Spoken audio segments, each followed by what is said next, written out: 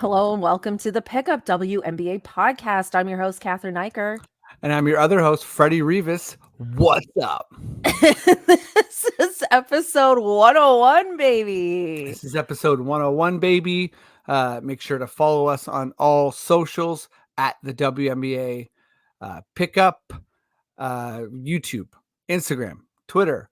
Thanks for everyone who's been contributing to our amazing prize giveaway contest that Karina Mustafa, who's our social media person, designed. We are going to be deciding a winner and giving away our prize, which is a Wilson WNBA basketball. We're going to be doing that later today. This podcast is going to be released on today, the October 14th. And we will be announcing a winner. So thanks so much for everyone who's been retweeting, commenting, liking, subscribing. This has been really, really fun. So thanks, Karina. Yeah, thank you, everyone. We appreciate all new and old listeners, people who've been engaging with us on social media. It's been really awesome. I noticed too with the contest, like after the Lynx took game one, a lot of people were like, it's gonna be the Lynx. It's gonna be the Lynx. And I was like, oh, I wonder if you would have picked them before that game, but it seemed to change a lot of people's minds. Yeah. Even though the Liberty took game two. So let's jump into this finals series. Let's do it. Truly like one of the most iconic games we've had in a long time in game one of this finals. A remarkable comeback by the Lynx, led by Courtney Williams, and I think, Courtney Williams becoming like the Reggie Miller to this New York Liberty team is maybe the best and most unexpected thing to happen this season. I absolutely love it. And then followed by, a New York Liberty team who figured out how to kind of stay the course, to figured out how to, ride the different runs that the Lynx would have, and really maintained, I would say, control of that game throughout. So, Freddie, give me your thoughts on these first two games so far. Well, to me, the main thing that has to start this conversation is we're seeing 1 and 2 in the league battle it out, and this Yeah. is a lot of times it doesn't happen. And I think Well, let's not forget about Asia that quick. We might be seeing sorry. we might be seeing 2 and 3 battle it out. Sorry. You know what? Thanks for saying that, because to clarify, I mean like 1 and 2 best teams. Oh, okay. Yeah. Because like it's you know what? Because I'm sure a lot of Asia fans heard that and they're like, "Pardon me." No, 100%. This is 2 and 3 best players. I think, that point's interesting too, because I think, although it's fair to say Collier has had the better season, it really seems like Stewie is in this territory where she's been saving a lot for the playoffs. So I think it's a fair debate to say, like, if you're someone who says Stewie is better than Nafisa, I think you have a lot of good arguments. But just like the teams. So like, Aces are incredible. Sun, RIP, are also incredible. But these are the two best teams. There's two best teams all year. I think for Minnesota, it's very much, they've solidified this idea that they were like, are they going to look young in the playoffs? The answer is no. Like, Rivas coached an incredible team. They are absolutely, even yesterday, which looked like it was going to finish a blowout. We'll obviously talk about both games, but yesterday it seemed like, okay, this might just be a full Liberty end-to-end blowout. And the Lynx got it close. Like, the Lynx, I think, are the underdog. They are the underdog, but they are an incredible team, and the Liberty are on a revenge tour. Like, this is great finals basketball. It doesn't always happen. It's not a thing that happens in every sport. Like, a lot of times finals are duds, and this is looking like it won't be, Yeah, because even last year with the Aces and the Liberty, it was so exciting to get to that point, but then the actual series itself had some disappointing games in it. It did, yeah. Yeah. So, yeah, you made a lot of great points. And, I believe last week we were talking about, Minnesota and the Sun and I was like, "Oh, I'm rooting for the Sun because of like the Mhm, storylines and they've been knocking on this door for years now and blah blah blah." All that's true. mhm. But at the same time, I think the Minnesota Lynx have brought a competitiveness where these you know, they are cliches, but they're also cliches for a reason, like, being that team that's, like, been there year after year, like, none of that's really seemed to matter with them this year, and I agree with you, Freddie, they've had a level of maturity where even though this team is new to the finals, new to the playoffs? I don't think were they weren't in the playoffs last year, right? Not in the first round? Who, the Lynx? Yeah. The Lynx were in the playoffs. They were sort of like they were a team that a lot of people thought were kind of like in a tanking territory, and, Yeah. we Oh, and went then they to did make it. yeah, Yeah, they did make it. They that's lost right. in the first round. We saw that preseason game that year, and, a lot of Toronto fans Yeah, were like, "Oh, no, we got the Sky and we got the Lynx, like, we're getting, like, tanking teams." But, Collier was still coming back from from delivering that a baby, yeah. right? So she didn't play in the preseason game and, like, was kind of like it took her a while to get Yeah. going, but then she really started to show that she was special, and then this year, obviously, right? Take off. Yeah, yeah, and it's like, for this team to not have, like, that deep playoff experience, but play the way they've been playing has been absolutely remarkable, I think, like, yeah, like you said, credit to Cheryl Reeve too, because that is damn good coaching. That really Mhm. is having your team ready for the moment, like, Mhm. one of the more ultimate versions of that I've seen in recent years, for sure. Yeah, another thing I'll say about this final so far is firepower, right? I think, Mhm. if we got a Sun Liberty finals, I think it would have been offense and defense. I mean, no, sorry, defense, Sun, and then I was gonna say offense versus defense, but then I'm like, you know what? The Liberty are sick on defense too, so that's not fair to them. But yeah, this is like there's a lot of firepower. I'm just looking at like threes made. And, McBride and Phoebish, both 6 threes. Lainey Hamilton has been nuts, 5 threes. Sabrina, 5 threes. Stewie, 4 threes. And then, there's a slew of people with multiple threes. Like this is, and, it's just 2 games, right? So this is like, and by the way, all high percentages. So no one's, I mean, yeah, like all the major players are hitting threes. I'd say actually, John And Quell in big moments too. in big moments. Yeah, for sure. Mhm.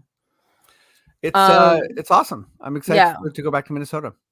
we gotta talk about Courtney Williams for a bit, I think. We sure do. Yeah. Um, really, like, a very magical performance. I don't wanna to step on our later segment per se, but it was like it it it was really special. Like, I mean, the 4-point play, the threes that she hit a big 3 in overtime too, am I remembering that Mhm. correctly? Yeah, that overtime, by the way, was amazing. Yes, it was, and it was like it was absolutely phenomenal. I think it was, in a way, a wake-up call for the Liberty as well, because I think, Mhm. like, eh I mean, I don't wanna project, but from a fan perspective, we talked so much about them beating the Aces, getting over that hump, remembering all those receipts, blah, blah, blah. Mhm, mhm, Well, they don't have any receipts against the Lynx. mhm. You know what I mean? Like, Yeah. they don't have any of that. So it's like, okay, how do you dig deeper from there? And I think, they played that first half pretty flawlessly, and then the Lynx came storming back, and I think it took them by surprise. So, game 2, I feel like they did a better job kind of keeping the pressure on. But, I said this series was gonna go 5 games. I picked the Liberty in 5. I feel like as of right now, I'm standing by that pick. I absolutely love this final series. I'm not gonna be surprised if they split it 1-1 again in Minnesota. Um, and come back to New York for game 5, which would be really epic. Mhm. Um, but yeah, the Lynx have surprised me all season long. Not that I thought they'd be bad. Like, I knew they would be a much better team this year, but they've still surprised me. They've surprised everybody. If you're, Yeah. I obviously, picked the Lynx as my team kind of thing, but I mean, like, so I've been following them closer than other teams, but anyone who's like the Lynx were going to be in the finals, like saying that at the beginning of the year, I don't believe that you believe that. Except unless you're like if you're like from Minnesota and you're like, screw you. If you are the woman crocheting Yes. You know at the what? You need to game. talk about this a little bit because you talked about it online, and I don't know if we talked about it on the podcast. Cathryn, please just, talk about this woman and who you think she is. Let's fill in her backstory for fans, because this is the type of shit that colors a fun league, and yeah, you're all over it. So go ahead. So there's a woman that sits very close to the front. I believe she's like just behind the scorer's table at Minnesota Lynx games. She has pink hair and like hot pink hair, and she crochets during the games. And she's been there, I've seen her at all the games so far that I've seen of the Lynx. So I'm very confident she's a season ticket holder. She's always there in the same seat. But to crochet during a game and during a playoff game is pretty wild to me. I think maybe it's like semi-spectrum behavior. I'm not sure, but regardless of all that, I think it's absolutely awesome. And she's becoming like a really well-known fan because like where she sits, she's like caught on camera fairly regularly because she is just behind the scorer's table. So it's like she's just in that like sweet spot. And Rebecca Lobo actually mentioned her last night or yesterday in the broadcast. Really awkward moment. Even though I do love this broadcasting team, Holly Rowe was like in the stands, like in the upper area of Barclays Center, and she was like, "Look at this fan reaction here, blah blah blah," and then she referred to them as the best fans in the league. And I remember thinking like, "Whoa, that's a bold take." Right? And then, not even 2 minutes later on the broadcast, Ryan Rucco and Rebecca Lobo are like, "Well, you know what's great about Target Center?" And then Rebecca Lobo's like, "And they have a fan who crochets." And I'm like, "Come on, guys." Like, yes, Minnesota has amazing fans, but it's like that is nothing in compared to the energy that the Brooklyn fans were giving the New York Liberty. So it was a funny, very awkward moment, I thought, on the broadcast for game 2. Hey, I live for an awkward moment on the broadcast. It's and also like, just recognizing like how hard it is, Oh, and how yeah. much space there is to fill. But you And gotta. Holly's all over that stadium. Oh yeah, Holly's like, She's I in the mean, stands, she's walking through the tunnels, like, yeah, this girl is zipping around the yeah. whole place. And like, when it's like the WNBA draft, like we're happy Holly hasn't had a big fall, because like she's like walking on a tightrope. She's walking on heels. She's Yeah, yeah. listen, like she's like, her job's like precarious and dangerous. She's Girl's like a doing a lot. she's like a deep sea like crab, like she's an ice fisher. You know what I mean? She like, it should be one of those like like world's most dangerous job. You know what I mean? Like, For a second, I thought you were gonna come up with some sort of crab analogy, and I was so no, confused. I got lost there because I was like, what's that show called? Is it Deep Sea Fishers? Is it Alaska King Crabs? But you know what I'm talking about. I think it's like a yeah, yeah, yeah. Yeah, Deadliest Catch, I think. Deadliest Catch. There you go. I think you're correct on that. By the way, just because this is fun. So her name's Christina McCullum. Whoa! There's a whole article about her on where are we here? By Sam Struzas on the NPR News. We're always just mispronouncing the last names of people who write really good articles. I know. Well, yeah. And so this is just for if people want to follow, this writer, Sam Stroozas. So Yeah. or for you Americans, Z. There you go. But so anyway, so she, I think you're onto it. Like she knits, she crochets. When she goes to movies, she does this all the time. She got these tickets. These were her late father's season tickets. So she got a Oh, hold of the wow. links, and when she moved back to Minnesota, she said she wanted to, like carry on the tradition. But there's some scandal here. Oh. Folks are saying that they're like I guess the stadium, someone saying that she's not allowed to, like, this is her last year. They're not letting her bring in needles to the game. So Minnesota fans, honestly, fans around the WNBA, let's make sure that Christina McCollum can continue doing what she's doing, because like she needs to do this. We need characters in the stands. She's she's not like She's not hurting she anybody. needs to keep her hands busy, and she's right there. She's motivated. I mean, I think we're both Christina McCollum fans. So I understand the controversy, right? yes, you can't have everybody, I but understand yeah, you can't have everyone in I think Minnesota bringing crochet needles to the game. yeah, it could be dangerous. But I'll say this. Imagine they have like crochet night and they give out little like they could give out like little like crochet Nafisa Collier dolls, or that would be really cute actually. But anyway. Yeah, and like she does long-term projects. Like she's working on a shawl. So listen, listen. Sometimes you got to make an That's exception. a lot.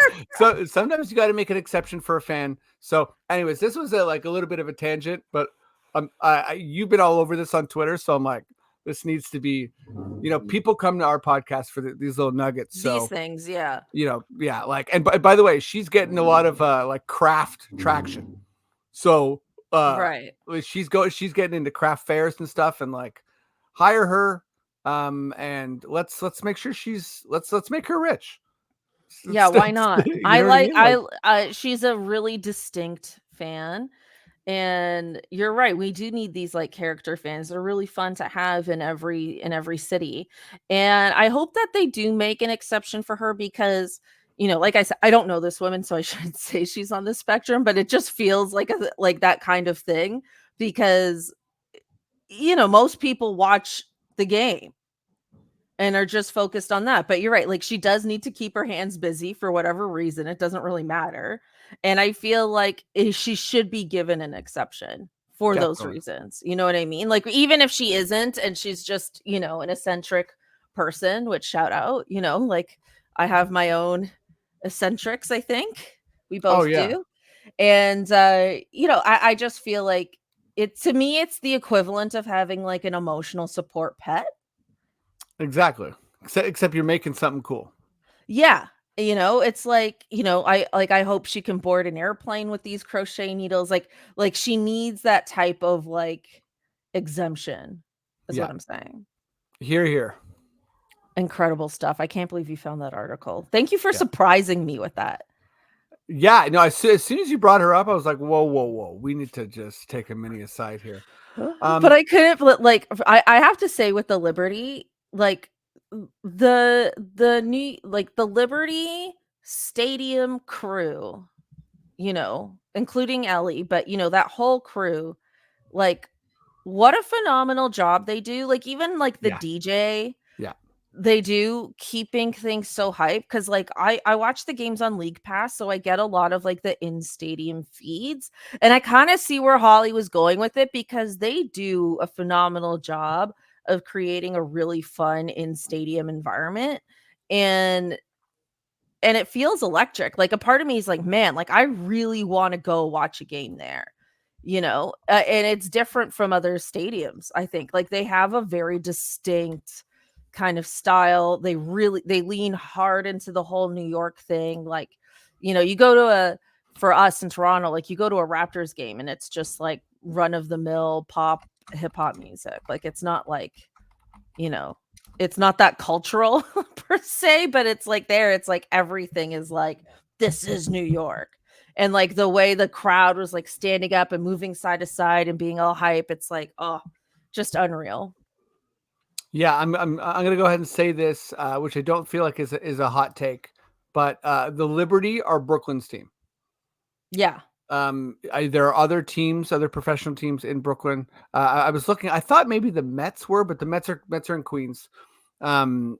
And I know the Islanders are. I mean, Brooklyn's in Long Island, but like I know that the New York Islanders. I think they've played in Brooklyn previously, but it looks like they're in Queens now, anyways. But yeah, no offense to the Nets, but when the stadium was built, it was like it took a lot of shit, for good reason, right? It's sort of like dispopulated a lot of people, a lot of businesses and stuff around there, and people were furious with the Nets and like whatever the I forget the name of the Russian owner, but like Jay-Z, all that shit. And I really think that Brooklyn has like showed out for the Liberty, and they own the Liberty. The Nets, maybe it will happen, but I think like the Liberty, there's a lot of pride in the building, That's and it's very awesome. true. Yeah, I completely agree with that. I think that's really true. Freddie, should we move on? Do we have more to say about this final series?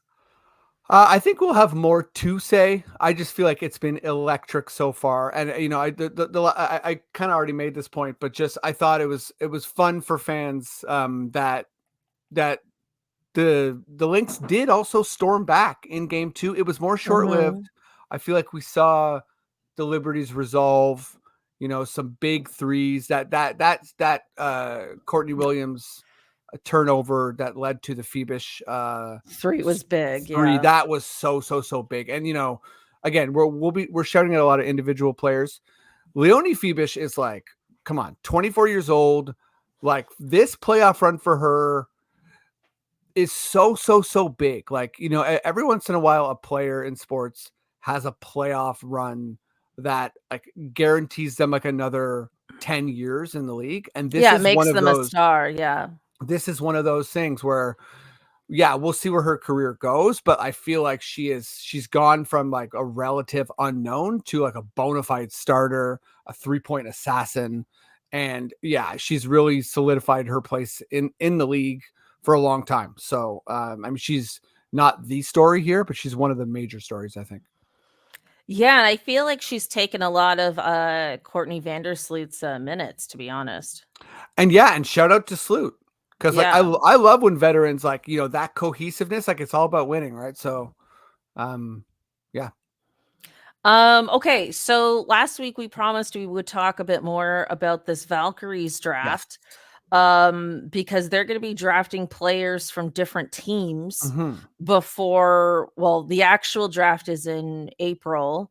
There'll be a draft lottery in December. But before all of that, each team, I believe, has to select, what was it, 5 players? Yeah, so each team gets 6 players that they can protect. Right. Okay, there Yeah. it is. So basically half the team.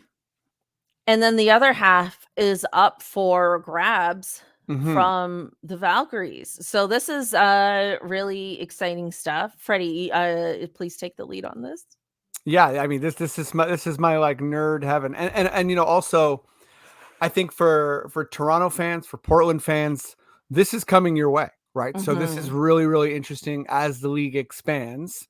Um and yeah, so I think something that's important that I just learned in this process, which is like, okay, that's I guess the most democratic way to do this is each team gets to protect 6 players. So, whatever. Let's just like use the Liberty as an example.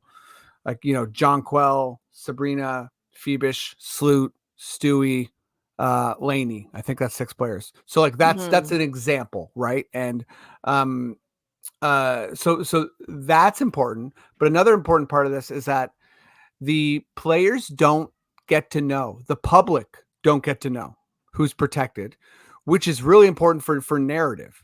Because can you Mm. imagine, let's say the Liberty don't protect Phoebish and the Valkyrie don't select Phoebish. Then all of a sudden, if you're Phoebish and you hear that, you're like, oh, the Liberty they don't have me as part of the core. So let me go ahead and explore my options. So like that sort of that thing I think is really important. It's not something I thought about.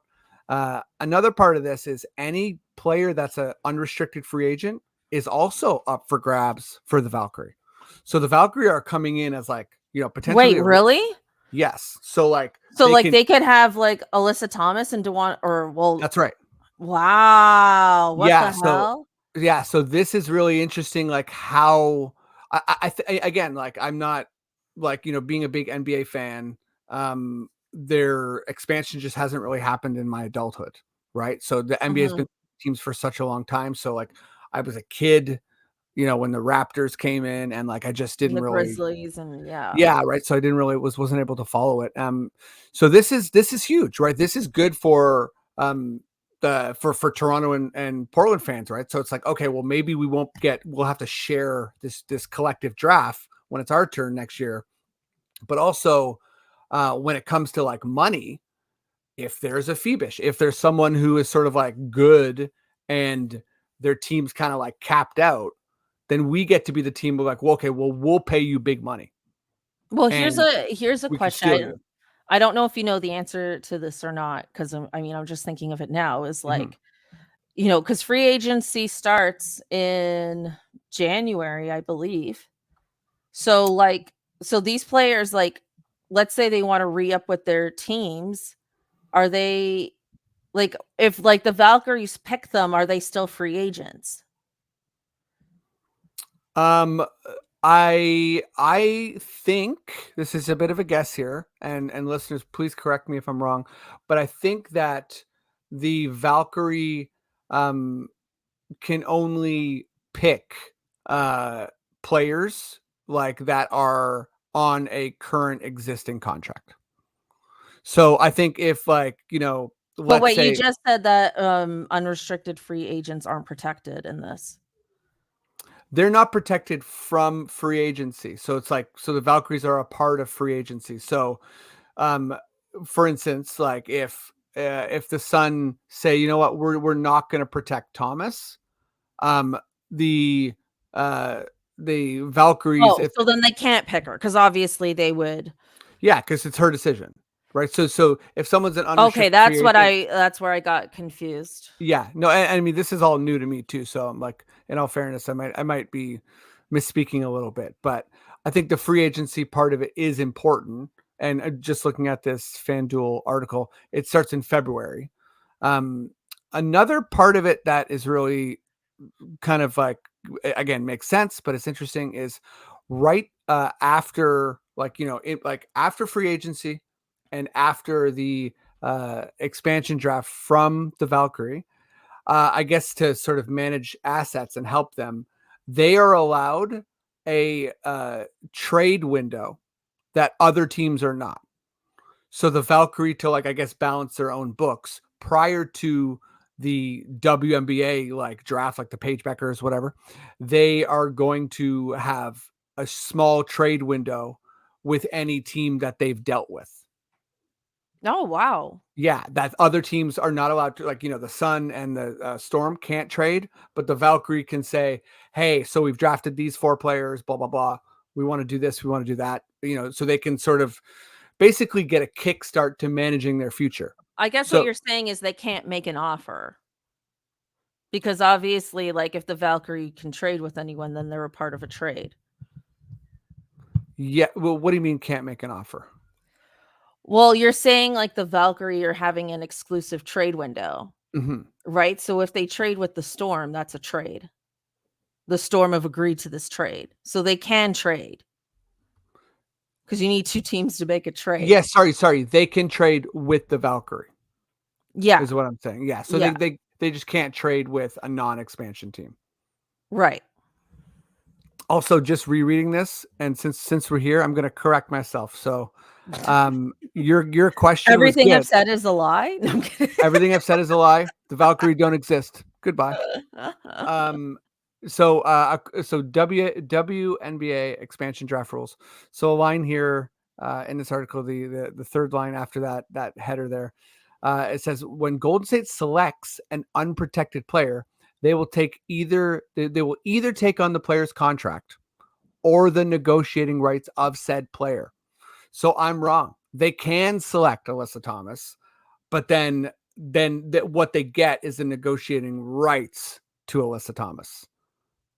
Right, So which is so a major risk. which is a major risk.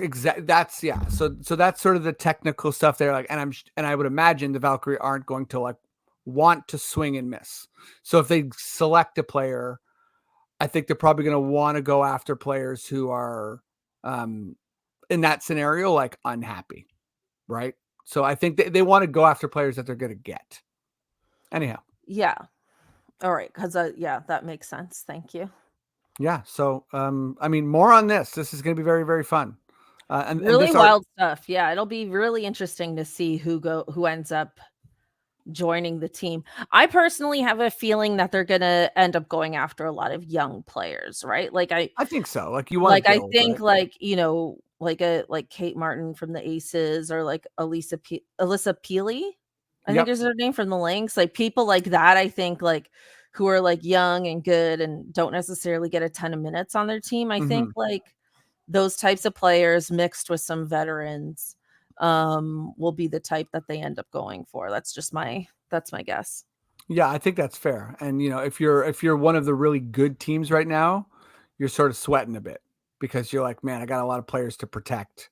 Yeah. Because if you're the Valkyrie, you're probably not like circling around like the Sparks, right? You're probably circling around the Storm and the Yeah. Lynx, and the Liberty, and Yeah, it's true. Okay, what's next on our docket here? Oh, yes, Engelbert's presser. So she had a press conference prior to game 1 where she announced a lot of Mhm. new things happening. So next year we're having a new playoff format including a best of 7 finals. Mhm. Um as well as 43 games it is next season. 44. 44, that makes more sense. 44 games next season instead of 40, which we had this year. And she talked Freddie, what else did she talk about? You have the article in front of you, I believe. Yeah, so there's a lot of scheduling talk because I think W fans are used to it, but other leagues might not be. But they have to sort of really navigate around like FIBA World Cup and not necessarily other basketball leagues, but yeah, so they have to sort of navigate around like other schedules in that way, and so they can't. And what they can't do either is start too early because they don't want to dip into college basketball. So they want to be very like that's something they don't want to the W, they need to be able to draft from college, right? So you can't Of be course, drafting yeah. Paige Beckers like while she's still playing. So the like extension of the league's going to come in the back end there. So that's an interesting point. I think another thing that came up is they're changing the first round format to 1-1-1. I mean, this almost has to be a direct result of not necessarily Caitlin Clark, but I think if you make the playoffs and you Mm. don't get one playoff game, that's At that's home. that's just like a revenue problem. Like no league wants to do that. I mean, I'm team expand all of the playoff series. Like I'd love it if it's like all 3 were 7 games. I don't know why they're not doing that. I think it's more money. I think it's more fun, but whatever. Yeah, because 'cause they've gone 3-5-7 now. Yeah, so I mean, three's too short. Like there's a couple of those first round series. Like I mean, they all ended in 2 games, so maybe that really pushed this forward. But at the same time, I'm like, I just like I playoff basketball is the best. Like I want more of it. So Yeah. but yeah, Good changes overall, but they seem a bit odd, and I wouldn't be surprised if next year she does a very similar announcement to say like, "Okay, first round is now 5 games," or whatever, and we're just inching towards it, like, every season. hmm, Because yeah, it is kinda interesting to go 3-5-7, but, still progress for the league regardless, I think. yeah, All good changes. I agree. And then Engelbert, I feel there's a lot of sort of like backtracking here, but at the end of the day, it's a good thing. But so she spoke about trying to combat like racism and hate and bigotry more. So The quote here is in reference to that. That type of conduct is not representative of WNBA character or fan base. Engelbert said in her opening remarks, as a league, we stand united in condemning racism and all forms of hate. The WNBA is one of the most inclusive and diverse professional sports leagues in the world, and we will continue to champion those values. Engelbert said the league will meet in the offseason with the WNBA Players Association, players and teams to expand and enhance our efforts in combating the issue. She said that league will utilize technology to prioritize mental health, reinforce physical security, and increase monitoring. The league has already met with technology providers and believe there are some technological solutions to employ. So I don't know what that's insinuating. I guess that's like identifying hateful fans, maybe screening some, I don't know how you kind of like police commenting on social media, but I think, I don't know, well, we'll see what that means, but That's interesting. yeah, but it's a problem. So she's addressing it. So, I mean, not she's, I don't know if they're like dealing with it, but there's more acknowledgement of it, which is, obviously good. And sounds a bit more action oriented too, which is also good. Yeah. So, she's hurt when we were all like, you should have said this months ago, blah, blah, blah. The wave of us saying that, I think she's heard it. I think so. Yeah. Yeah. Freddie, is it time? It's time for a badass player of the week. You know what? We got to say that. We got to both be like badass player of the week. Listen, I think we need like a pre-recorded, like cute little sting. I think improv style, we got to say it at the exact same time. We got to look at each other. But yeah, it's one of the funnest segments here, so it's deserving of it. Do you want to kick this off? Should I kick it off? I think you should kick it off. Okay, I gotta go to, we already talked about her. If you have a major viral moment where you're just like a badass, then you simply must be in this segment. It's Courtney Williams. We love her on this pod. It would be insane not to have Courtney Williams. That's why I was like, I had to mention her earlier, but then I was also like, I don't want to step on this. Yeah, but I mean, if she gets double coverage from us, that's okay. Because I don't know if she's ever been a badass player of the week for us before, and for her to do it in the finals is huge. I always got to reference my first ever player interview, which was cringe and funny with Courtney. And here's the thing though, it started off with me saying, are you going to take on more of the point guard responsibilities? And she said, I'm not a point guard. Guess what? She's leading the WNBA Finals in assists. So she has 13 assists. Stewie has 8, by the way, which is crazy. But Sabrina has 8 as well. So she has 13 assists, 11 rebounds. She is the high scorer for the Lynx, which is wild considering considering Collier exists. But so 19 points a game, 5.5 rebounds, 6.5 assists. Sort of like a half a steal, but I think really that moment changed the series, right? That 4-point play, the way she got up and mean mug to the crowd. It's, there's already been a bunch of like what those videos where people score, there's the Kanye, like, Father Stretch My Hands, to this moment. And it was awesome. There's a clip of her saying she has imposter syndrome when it comes to identifying as a point guard. Have you seen that? Yeah, I need that as my my own personal therapy, because she's like, I look at Chelsea Gray and I'm like, that's a point guard. But Chelsea's a scorer too. I don't know. Yeah, but imposter syndrome isn't designed. It's not logical. That's true, right? So.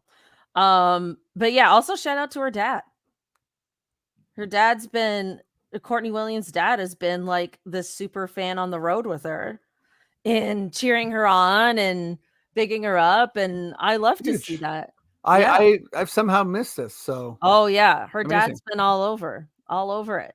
Okay, my badass player of the week, just in the interest of having one on a different team, because I think we can all unanimously agree that it was Courtney Williams this week. Yes. But for the sake of having one on a different team, I'm going with Stewie.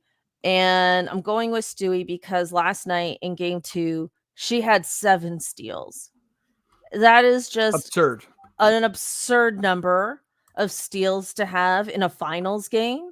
Like, just truly unreal stuff from her. And I think too, like, look, I don't think that's going to continue.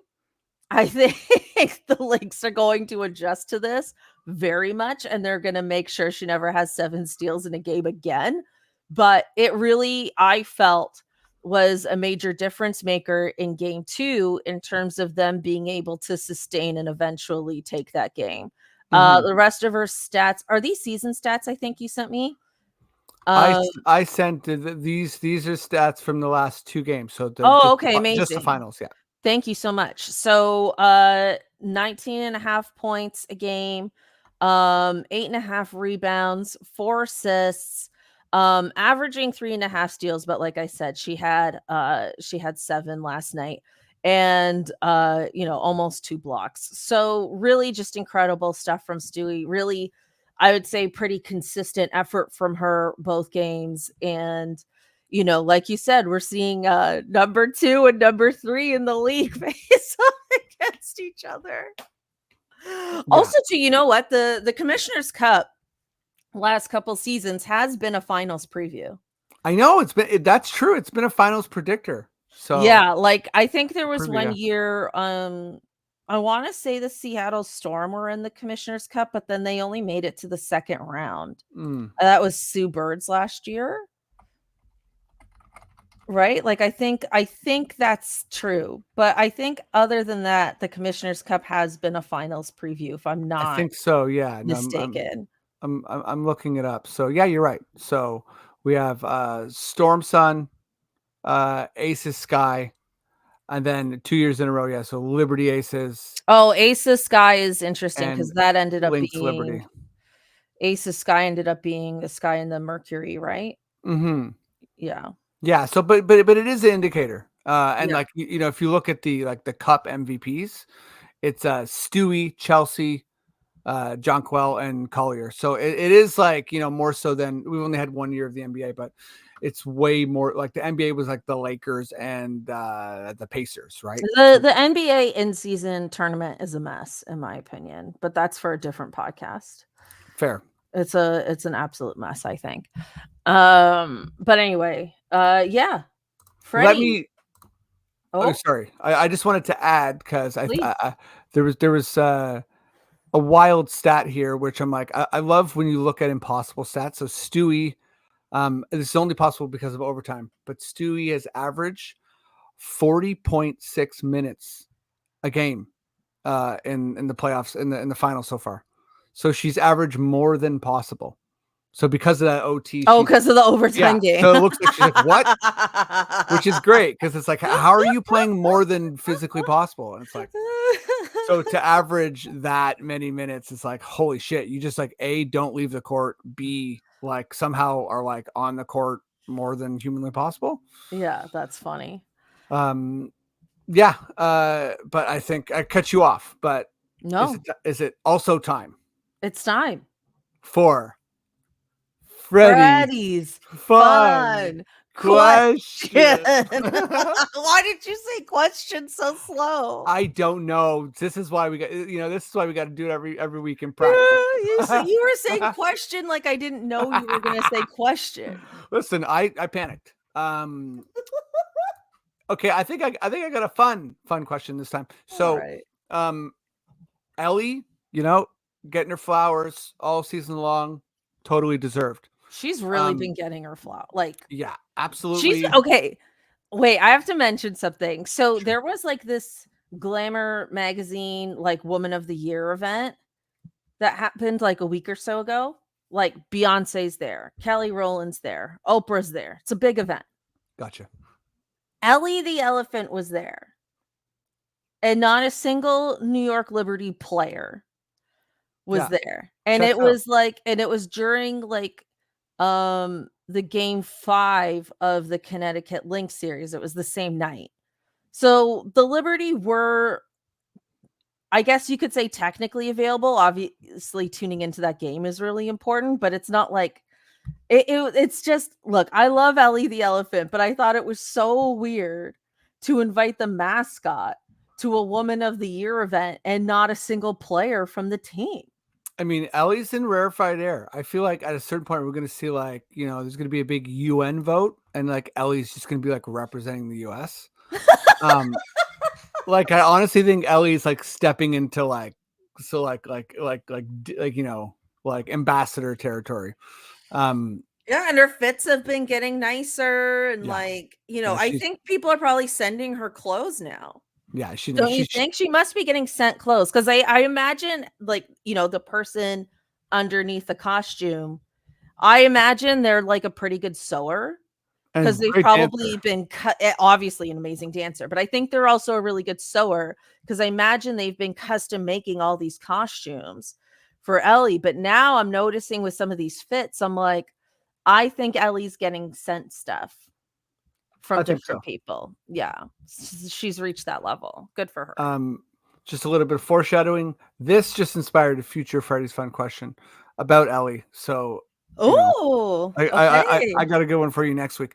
But where I was heading with this was that there's another event during Liberty Games that simply is not getting enough attention. It's the Timeless Torches. So the Timeless Torches is a dance crew that's all 40 and up. And it's amazing. What like I'm not like I can't really follow other teams do this, by the way. I see. This is new to me. I didn't know that teams do like an. I know I've seen the kids dance packs, but I've never seen an older dance crew. The Golden State Warriors do it. It's good shit. They have like something called like the Golden Dancers or something like that. It's amazing. I love it. I wish we had it here. Yeah, every team should have a version of this. So yeah, I mean, I'm in full agreement. It's a new world for me, and it made me think, Cathryn, for my fun question, what is a different take on a dance crew? Other than sort of like the standard like kids dance crew and like regular dance crew, because this opens up a world of like, wait a second, everybody loves to dance. So yep. Yeah, what's if you're tasked with giving like a unique dance crew, what's your dance crew? This is a fun question, and I'm sorry I cut you off multiple times. It's okay. It was important. Trying to explain the Freddy's Fun question, I just was filled with excitement. I think then so we've got all these different dance crews in different age brackets, right? We've got dance offs in the crowd. Mm-hmm. Right. I think what's next is a doggy show. I want to see, the Liberty dog pack and its actual cute puppies. Okay. Doing a choreographed routine of sorts. I think that's the next. That's what I want to see. This is a huge answer. Like show dogs, right? Like each city has their own show dogs. It'd be funny if the Lynx just had cats. I mean, that would be amazing. Like if the Lynx had attempted show cats where like half of them are just like lying there and don't give a shit. But yeah, I think show dogs, every team having their pack of show dogs would be absolutely incredible. This is fantastic. This is why we do this. Englebert. We're available. Hit us up. There's, I mean, that because when you I have said a strong feeling Englebert will not take us up on that idea. We'll see. But when you said dogs, right away I was like, but there's there's dog races. But it's like, yeah, we've all seen dog races at halftime. Dancing, completely different thing. Way more entertaining. Yeah. Although I do like to see a dog in full flight, like how fast they can go. That's cool. But I'm sure that'll be part of it because dogs naturally move fast. They move fast. This is good. This is good part stuff. Of it. Okay, so I had two answers, and I'm going with my backup answer because the more we've talked about like just what's unique, I think my second answer is better. I'll just quickly say the first one was some sort of family thing. So it's like family members. It's like whether it's like father and son, mother and daughter, whatever it is. It's like a family dance crew, which is like sure, but this is better. So check this out. So it's called like the pop-up dance crew, and when you come into the arena, you can put your name into a raffle. After the first, quarter or whatever, they pull names and they bring, everyone comes down, and for like part of the second quarter, the game will still be on, so the fans can still watch. And this is like, you get 10 people, you give them a song, and it's like you're about to dance in front of everyone, in the third quarter, whatever. Maybe you do it in halftime, but this is like, there's a dance instructor and everyone's got to make up a dance with fans that game. So it's 10 fans, improv dance, making it up and see what they got. I think it would be really hilarious, exciting. And I bet people could pull off some shit pretty quick. And also you'd get people coming out of nowhere. Like, so you'd have like incredible dancers who are like, yeah, I'm like an amazing break dancer. And like, I threw my name in the hat or whatever, or a tap dancer. Like, it'd be nuts. So just people just like impromptu dancing. That's right. But is the goal like they're trying to follow each other, or is the goal just like they're doing their own thing? No, it's a choreo. So like, who's leading the choreo? Well, I mean, that's up to the dancers. So you get 10. I know it would be nuts, right? Because like there'd be mistakes. So someone has to decide they're the alpha. Yes, but I think you have like a dance instructor there who's like, hey, here's the song we're doing. Who wants to be in front? Who wants to be in the back? What moves can we all do together? Blah, blah, blah. So I think it's like, yes, there would be an alpha, but there's someone who's like guiding it along. Wow. Fan dance. Wow. It would be good. You do love an organized chaos, I will say. I do. I certainly do. Yeah. I think you're onto something. It probably needs a little more finessing, but I think people spontaneously dancing always has people entertained. Yeah, I mean, you get some cute kids. Come on. Yeah, like there's some. There's an all ages aspect to this too, right? You know what I mean? Like you get like, it's hard to compete against a cute kid though, right? You might get someone. You might get someone in like someone who's elderly.